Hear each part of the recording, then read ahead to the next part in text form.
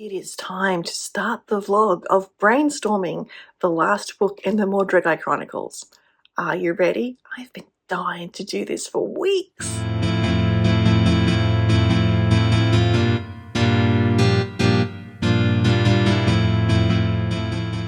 First, apologies for the quality of sound that you're going to hear in this video. Okay, so we're really getting started now, and I have some things in front of me between you and I and the camera that I have brought along.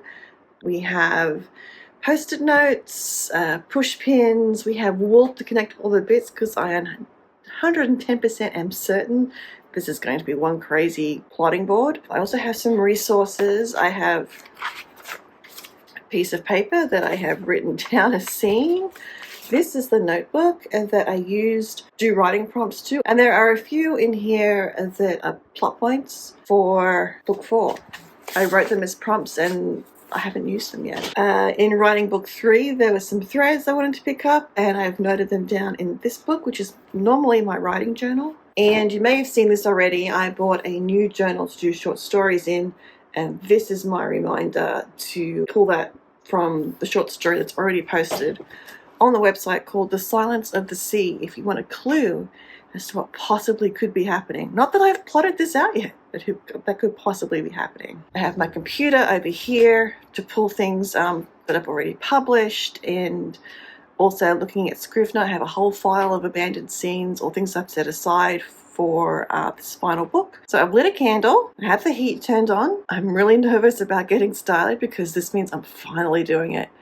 So without further ado, I shall proceed to totally ignore the camera and get started. The first thing I want to do is list out all the characters, and then from there, what are the stakes for each character at the beginning of book 4?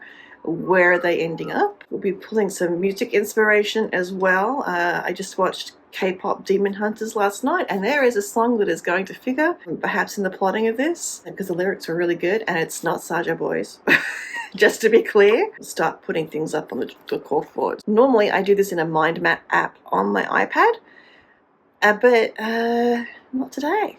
Too complicated, I think. Have color-coded things here, so I think what I will do is lavender is indeed Idathea's color.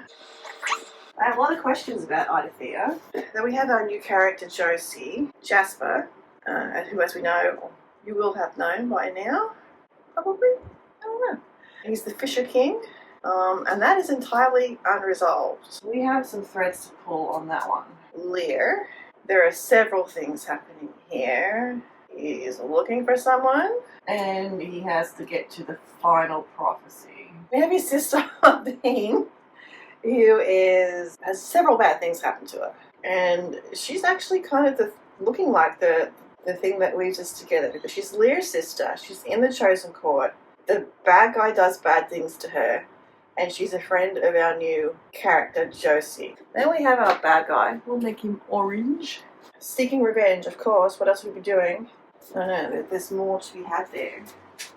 Kind of minor Kitchweir. He is he's Ondine's lover, upset with everybody in general. So from Silence in the Sea, we have the whole Industrial Revolution. So we had that happening. There it goes. I have an opening scene for Idathea and Layden, and that is, so timeline-wise, this will happen later. It's also going to be, I don't know if I put it here or should I put it over there. Maybe towards the end. And I'll just mark it as a first scene question mark. Yeah, it's a darkest moment type scene. So it's a first scene precursor, and it's also happening back here. I forgot characters. From book 3, Sword for Wellington, we have our main characters there, Hugh and Gwen. They need to have a purpose in this book as well, because the whole point is that the circle is going to come together in some way. We know where Hugh ends up. We don't know where Gwen ends up, interestingly enough. She has a key part at the end scene, but what is she doing during this book? We have to figure that out. So the Môrdreigiau Chronicles, the seed for it, one of them, was this story that I had outlined and had written the first few chapters of that was set in this alternate history, that sounds familiar, right, world, where this gifted young woman, gifted with a capital G, special gift, comes across this sea dragon, at that time named Thomas. Well, Thomas is going to become Lear, and we're going to change the story pretty much from that point on. But this how she met him was like an inciting incident, and I dreamt this scene, so it has very much an otherworldly feel to it. So I have these chapters that I need to figure out where to put them. Josie's logbook is going to become one of the sources for book 4. There'll be Idathea's diary, and I suspect there's going to be more. Maybe Jasper. I don't know. I'm going to have to figure that out. So we have her origin story, which I wrote as part of a prompt, which we may or may not use. Should we just relay it in a conversation? All right, that is on the cliff is the inciting scene, but I've changed my mind about that. And then we have 5 years later. A lot of this is backstory stuff that I don't know if I can throw in. And then we have Josie running into Lear. I have Josie's ordinary world. I know I'm using a whole bunch of hero journey plot points, beats, what do you call them? But I kind of really only focus on that in the beginning and make sure everything is lost towards the end. And everything else after that is, or in between those 2 points, beginning and the end, just kind of does its own thing, because it's a series of consequences to decisions to actions that it kind of builds up and makes a whole big mess. I want Josie to meet Lear in his human form, and I think this is where the story will diverge greatly from what's already been written. I don't know that I can use any of this other stuff. I have a scene that was deleted from book 2, because in book 2, well, do I spoil book 2? It's out, it's finished. In book 2, I initially wrote it so that Idathea and Lear got together pretty quickly. And then when I finished the book and did the reread, I didn't believe it. So a lot of stuff got cut. I have a winter solstice love scene. I don't know that I can be using that. I'm going to leave that as it is. I might have to sort these into used and unused, eh? And we have something called Lear Dreams. But he does need to dream, so okay, we'll just use the title of that as a possible plotty point. He will share with E that the court is still incomplete in the early point. And by that point, she will have realized, I have post-its everywhere off to the side here, that their first attempt has gone a bit haywire. And perhaps she'll be made aware of that by a scene from, I'm going to switch to The Silence of the Sea, Idwin and Griffey tell E about captured sea dragons, DRM for short. I have an Olwen scene, and the line that I ended up cutting, one of the men you met tonight will put you in great danger. And that can be something that we can hang something off for Gwen. We did it Waterloo? Question mark. Some of this, actually a lot of this, is going to end up as backstory, because this is this 5-year gap, and I need to figure out what happened in that 5-year gap to make it make sense. Now I have this possible book 4 scenes, which I have a feeling might be... See, they're just snippets here and there. So let's have a look. I have a lot in here. Why is she angry? Why? That's a question we need to answer. Oh, this could be... Yeah. Because that does need to happen. She says cryptically, which she can only do after he sorted things out with L and E scene. I think this line that I'm writing down is sort of like a resolution to their issues. Then we have the share a bed one. Begs a question. Can he bond? That is a magic rule I'm going to need to decide. That's a questione. Oh yeah, I deleted this scene from book 2. I don't think I can use any of that. Oh, this is a really cute scene though. Can I put it in somehow? Okay. I'll put these up first. And stuff that happened in the gap. This will be the gap.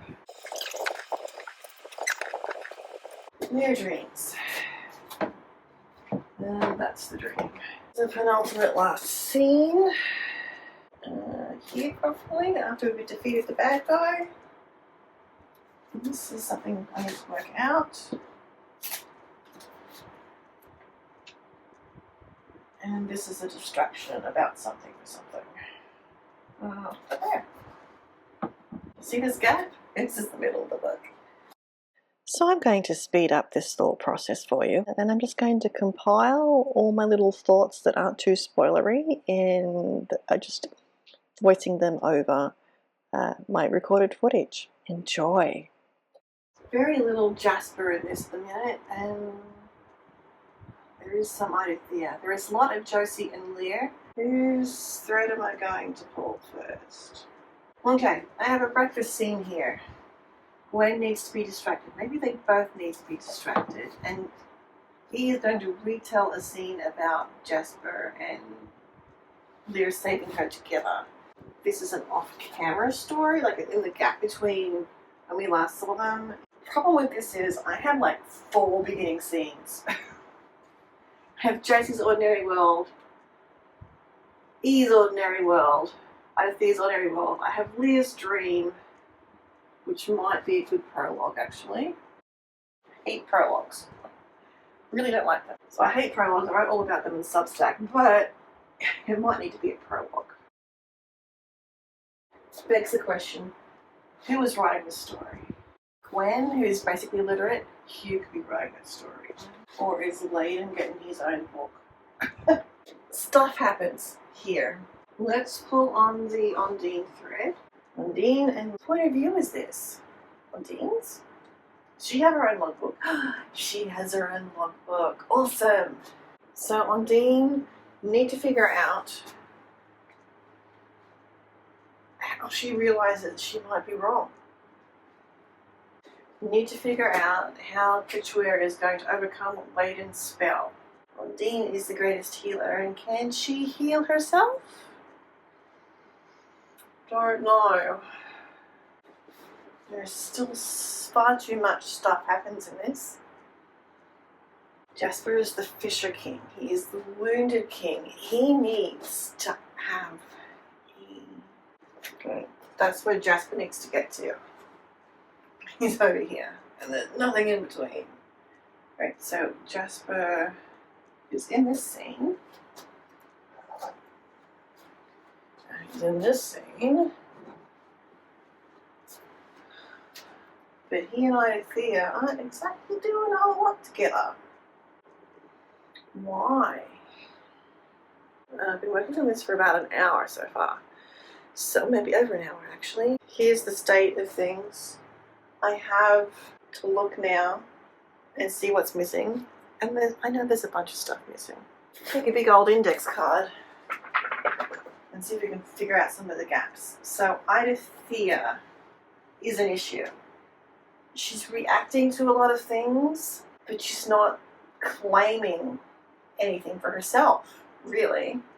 She knows something's not right. That's the external conflict. She knows something is not right with her relationship with Lear because of, and then she kind of disappears from this point on, even though she is here and she is here. She is part of something here. She is part of somebody else's story.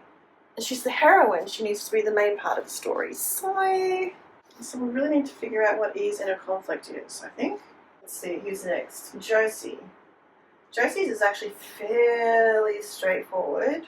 She doesn't interact with, and as Undine's best friend, she would defend Undine if needed. Okay, there's a thought. I think Josie is going to realise, and you know, that might not happen until all the way over here. Still so many gaps. I wonder if, ooh.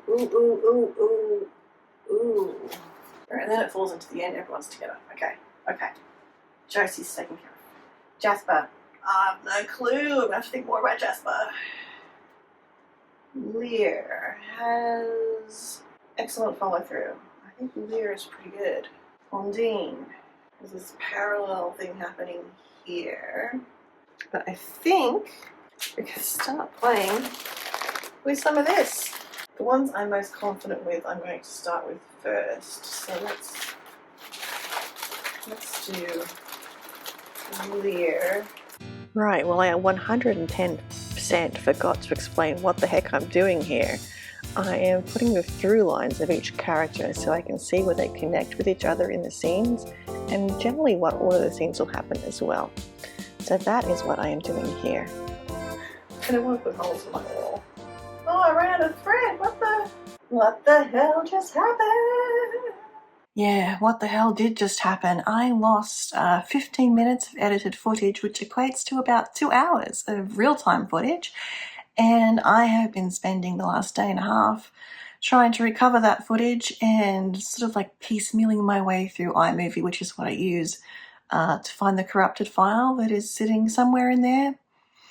iMovie won't tell you anything, and went through it and I couldn't see any odd things, so I have deleted hours 3 and 4 and my outro in order to get this to compile. You've missed me doing an hour of research, which actually wasn't in the footage anyway, and then putting a through line of all the scenes in order that I wanted to write them, which honestly is going to change.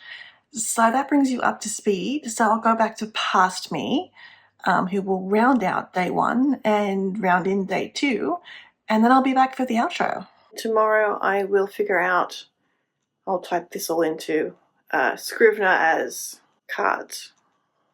Well, hello, it is day 2, and today we're going to take this and turn it into an outline. Now, I'm having some mixed feelings about some of the plot points. The brain's already starting to go into overdrive. So I think what I'm going to do is unpick my way through the red lines and pull them off as I go.